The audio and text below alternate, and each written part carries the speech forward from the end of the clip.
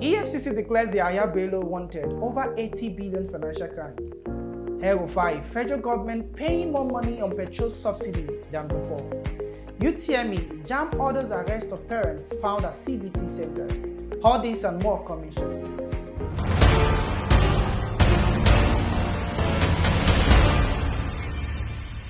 Hello and welcome to the Cable's End of the Week News Highlights, where we'll bring you a summary of all the top headlines for the week.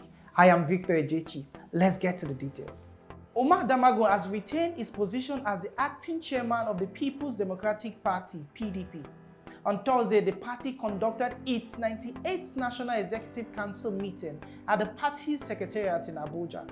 In a communique issued after the meeting, Debo Olongoagba, National Publicity Secretary of the party, said the NEC urged all members to continue to work together for the success of the party and for the benefit of Nigeria. Still on PDP's internal party's affair, Atiku Abubakar, former Vice President, and Nyesom Wike, Minister of the Federal Capital Territory, on Wednesday attended the National Caucus meeting of the People's Democratic Party.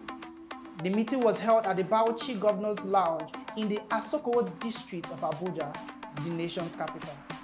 The Economic and Financial Crime Commission has declared Yahaya Bello, former governor of Kogi State, wanted over alleged 80 billion financial crimes. The Anti-Graft Commission has asked anyone with useful information on Bello's whereabouts to contact the commission or the nearest police station. The Nigerian Immigration Service has also placed Bello on a watch list, and the police headquarters in Abuja has ordered the withdrawal of all men attached to him. In the business sector, Nigeria's inflation rate rose to 33.2% in March 2024, up from 31.7% in February. The National Bureau of Statistics disclosed this in its Consumer Price Index report, which measures the rate of change in prices of goods and services on Monday. According to the Bureau, food inflation has also surged to 40.01% in the month under review.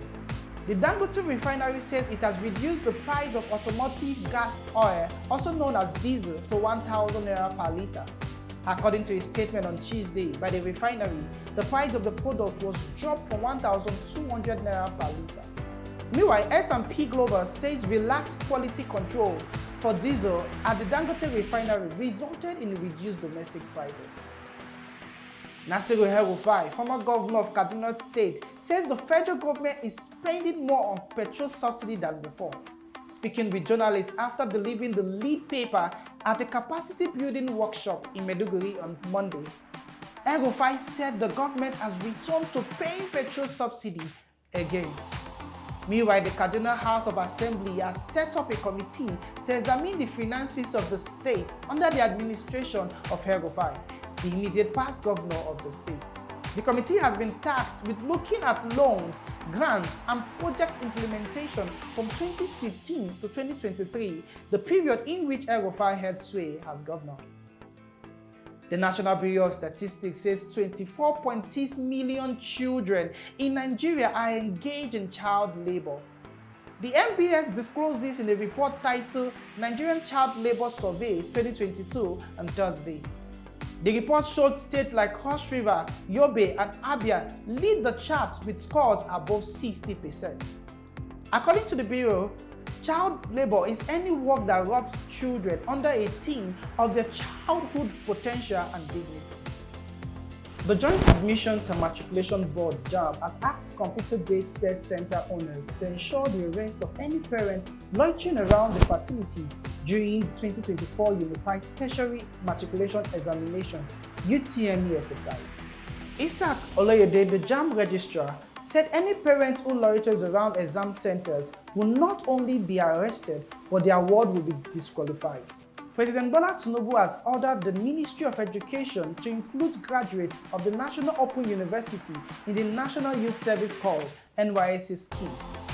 The president gave the directive during his presentation at the varsity's 13th convocation ceremony on April 13 at the University Convocation Arena in Jabi, Abuja. Now taking headlines beyond Nigeria's shore. Antonio Guterres, United Nations Secretary General, has condemned the missile attack on Israel by Iran. On Saturday, Iran launched a drone and missile attack on Israel in a reprisal move.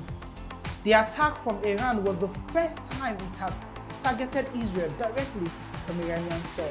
On Friday, Israel launched counterattacks on Iran. Explosions were reported in Isfahan province in central Iran. There were also reports of blasts in Iraq and southern Syria. A year's worth of rainfall in Dubai, the United Arab Emirates, on Tuesday left the city flooded and disrupted airport operations. A video posted online showed the tarmac of Dubai International Airport, recently crowned the second busiest in the world, underwater as massive aircraft attempted to navigate floodwaters. The rain reportedly fell so heavily and quickly that motorists were forced to abandon their vehicles as the floodwater rose and roads turned into rivers. Alex Adewale, a wheelchair tennis player, has appealed to philanthropists and sports stakeholders to help purchase modern equipment to improve performance of athletes. Speaking on Saturday in Abuja, Adewale said Nigerians' defeat at the 2024 PNB Paribas World Cup qualifying in Abuja was caused by inadequate equipment. And yet to some entertainment headlines to wrap up for the highlight. Rihanna, the award-winning Barbadian music star, says she wants to work with Aya Star, the Nigerian singer. The music stars recently met at the 40th Puma party in London, where they both exchanged pleasantries. Cubana chief priest, the nightlife promoter, has pleaded not guilty to the charges bordering on naira abuse. The Economic and Financial Crimes Commission (EFCC) operatives on Tuesday filed a 3-count charge against the social media celebrity. Cubana-born Pascal Okechukwu is accused of spraying and tampering with the naira at a social event, contrary to the provisions of the Central Bank Act of 2027. That brings us to the end of this week's news highlights.